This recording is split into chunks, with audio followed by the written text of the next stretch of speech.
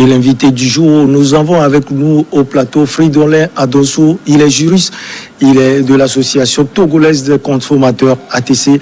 Avec lui, nous allons parler des faux médicaments et comment il urge aujourd'hui de pouvoir agir. Bonjour Fridolin Adossou. Bonjour cher Abi, bonjour chers téléspectateurs. Merci d'avoir répondu à notre invitation. Première question, la situation des faux médicaments dans notre pays, quel tableau on peut dresser aujourd'hui? Alors, la situation des faux médicaments au Togo, quel tableau il faut dresser? Il faut dire que le tableau est plutôt sombre parce que c'est une réalité malheureusement, et il faut le reconnaître, que les faux médicaments circulent sur les marchés togolais. Et on les retrouve aussi bien sur les marchés de la capitale que sur les marchés de l'intérieur du pays. En termes de chiffres, on a estimé officiellement que en 2015, environ 75 tonnes de faux médicaments ont été saisis. Et au premier trimestre 2018, 85 tonnes de faux médicaments ont été saisis par les douanes togolaises. Ça, c'est en termes de chiffres. Donc, rien qu'à comparer ces chiffres par rapport à 7 millions d'habitants, vous voyez un peu l'ampleur du phénomène sur le consommateur togolais. Vous avez dit que les douanes ont saisi ces tonnes. Finalement, les faux médicaments viennent d'où? Bon, les sources d'approvisionnement, selon les informations que nous avons, sont nombreuses. On a la Chine qui nous alimente notre pays. On a le Nigeria. Et vous n'êtes pas sans savoir que même au plan international, la Chine et l'Ouzbékistan sont considérés comme les spécialistes même parlent de pandémie de faux médicaments. Donc c'est la Chine et aussi le Nigeria qui alimentent fondamentalement le marché togolais. Aujourd'hui, on est devant un thème aussi capital. Comment agir?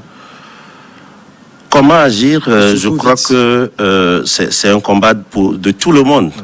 Parce que quand vous voyez un peu, au plan mondial, on estime que 40% des médicaments qui circulent sont des faux médicaments. Et quand c'est-à-dire que des médicaments qui ne répondent pas aux normes, qui ne sont pas bien conservés et qui représentent un danger pour la santé des consommateurs. Et lorsqu'on revient un peu plus proche, on va constater que 20% des médicaments qui circulent contiennent certes les principes actifs, mais pas en quantité ou en qualité suffisante pour pouvoir agir sur les maladies. Donc c'est face à cette problématique que l'ATC, l'Association togolaise des consommateurs, a initié cette action, ce projet de sensibilisation.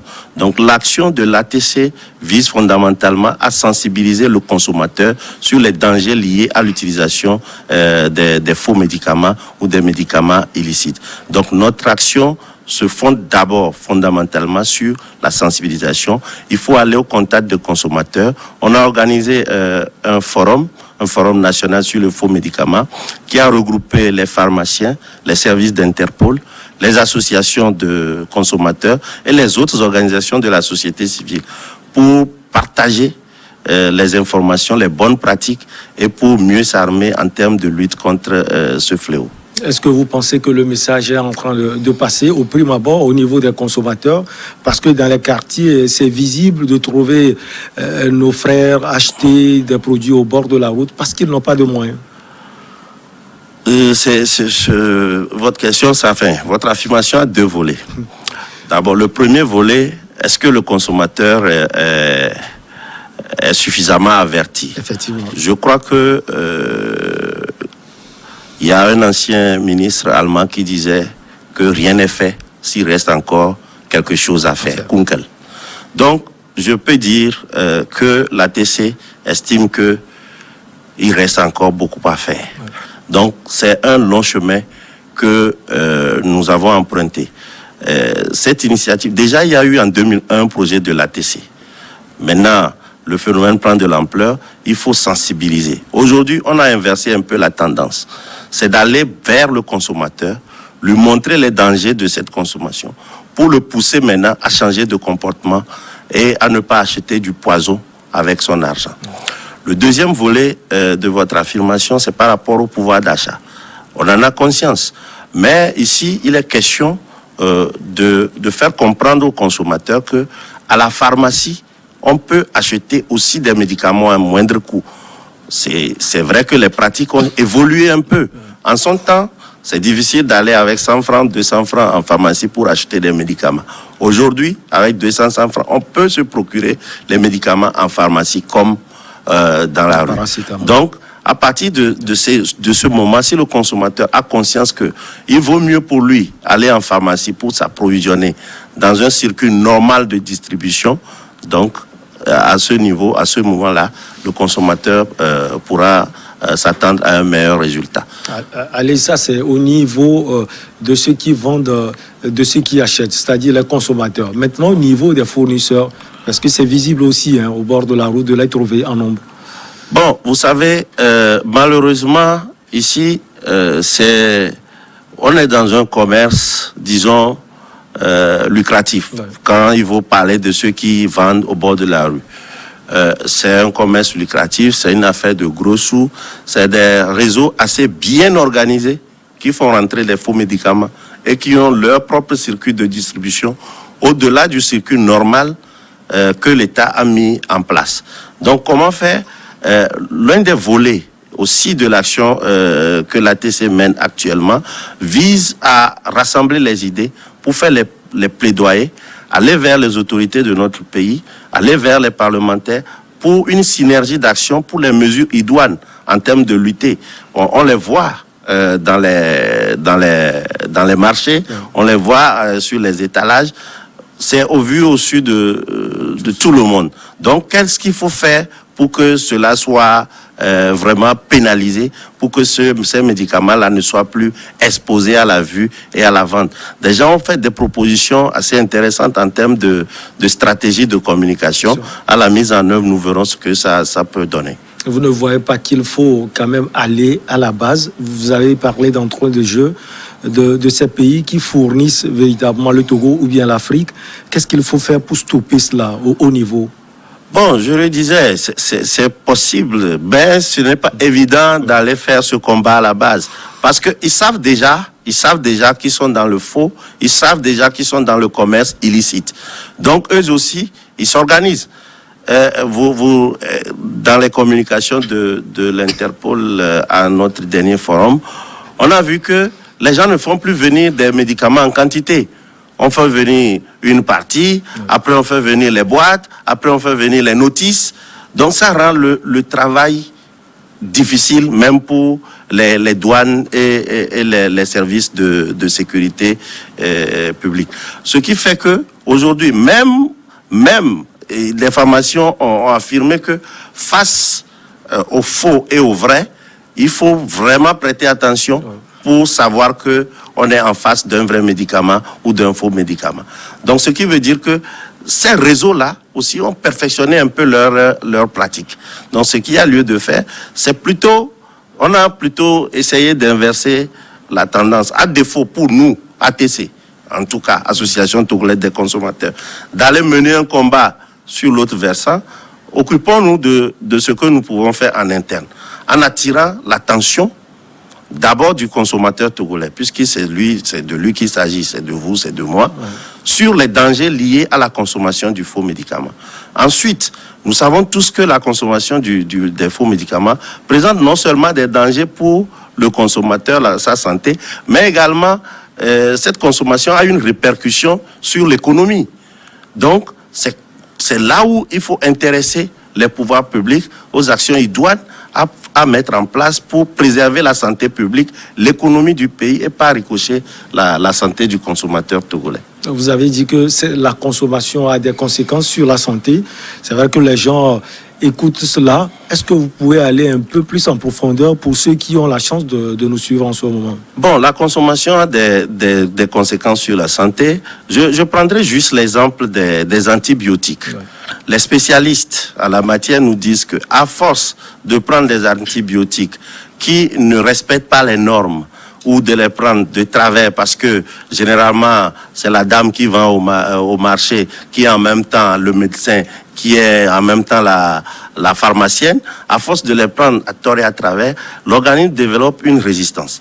Ce qui fait qu'au moment où on tombe maintenant malade et qu'on a besoin d'antibiotiques pour se soigner, même si vous avez de l'argent, même si vous achetez maintenant de l'antibiotique qui répond aux normes, on note quand même une résistance de l'organisme.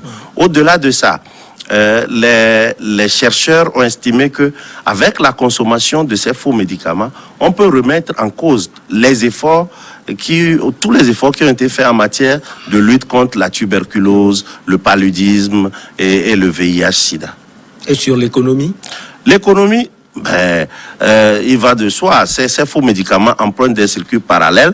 Donc, ils ne veulent pas être vus ni par les services de douane, ni par les services de police. Et donc, ce qui fait un manque à gagner au niveau de l'État. Maintenant, le circuit normal de commercialisation, ça passe par les grossistes et ça passe par les pharmacies. Or, les pharmaciens sont des opérateurs économiques qui sont établis, qui sont investis d'une mission de santé publique. Donc, leur rôle en ce moment, ils sont établis, ils payent les impôts et taxes, le commerce est suivi, la traçabilité, tout ce que vous voulez. L'État a un regard sur la manière dont ces pharmaciens exercent leur mission. Ce qui n'est pas le cas lorsqu'il faut parler de ceux qui font de la distribution au niveau des circuits parallèles. Vous avez parlé aussi des officines. Aujourd'hui, quel est l'apport, selon vous, des docteurs en pharmacie sur ce fléau, vis-à-vis de ce fléau? Bon, sur ce fléau, j'avoue qu'au niveau de l'ATC, nous avons le soutien de l'association des pharmaciens du Togo. Nous avons leur soutien. Nous avons reçu également le soutien de la CAMEG et de certains grossistes qui nous appuient dans cette action. Au-delà de toute considération, l'association des pharmaciens du Togo est de l'ordre des pharmaciens du Togo nous a assistés. Le président était présent au lancement de ce forum et également a participé aux travaux du forum avec des communications à la clé pour ouvrir les yeux des uns et des autres sur l'ampleur du phénomène. Donc, quand nous avons eu également la communication de l'Interpol, j'avoue que les gens étaient sidérés dans la salle. Donc, nous allons continuer parce qu'il y a le Covid, on n'a pas réuni assez d'acteurs. Il y a un second volet qui se fera en webinaire pour réunir assez d'acteurs, pour réfléchir avant de sortir les conclusions, de mettre en place des outils de plaidoyer à faire vis-à-vis des autorités compétentes. Monsieur Adonsou, on remarque que ces genres de combats se font souvent et généralement à Lomé, la capitale, ou bien dans les grandes villes du Togo. Est-ce que vous allez dans les contrées les plus reculées de notre pays? Bon, l'ATC est une association nationale. Et nous sommes présents sur tout le territoire. Du territoire. Et lors de notre forum national, les délégués sont venus de l'intérieur du pays pour prendre part aux travaux du forum. Et je parlais tantôt du webinaire. Le webinaire va prendre en compte aussi bien les populations de Lomé que de l'intérieur et ceux qui s'intéresse à la question de la lutte contre les faux médicaments, non seulement au Togo et en Afrique de l'Ouest, mais également dans le monde. Vous l'avez dit tout à l'heure, il reste beaucoup de choses à faire. Depuis le début du combat jusqu'à aujourd'hui, est-ce que vous voyez des améliorations? Bon, c'est difficile d'évaluer à ce stade l'impact des actions de l'ATC. À ce stade, difficile de l'évaluer. C'est un projet qui est prévu pour durer 3 mois en termes de sensibilisation. Peut-être après, lorsqu'on va descendre au niveau des populations pour faire l'évaluation, on verra l'impact. Mais aujourd'hui, parler de l'impact, ce serait peut-être utopique. Attendons de voir les chiffres, attendons de voir également la réaction que les autorités vont réserver à nos documents ou à nos idées de plaidoyer, et puis nous envisagerons l'impact réel de ces actions. Au niveau africain, on voit que c'est l'Afrique qui subit de plein fouet ces effets de faux médicaments. Pourquoi l'Afrique est aussi doigtée? Bon, l'Afrique n'est pas en tête. Hein. L'Afrique n'est pas en tête. Je crois que les 3 pays de tête, il y a la Chine, il y a l'Ouzbékistan, il y a un troisième, le Donc, Pérou. ils produisent et ils consomment. Ils produisent et ils consomment, malheureusement. Donc, ils sont en tête. Mais le phénomène est d'ampleur également en Afrique. L'ampleur du phénomène est grave en Afrique. Donc, en termes de facteurs, je dirais tout simplement la porosité de nos frontières. La porosité de nos frontières qui facilite c'est le travail à ces trafiquants, parce que c'est des trafiquants, à ces trafiquants.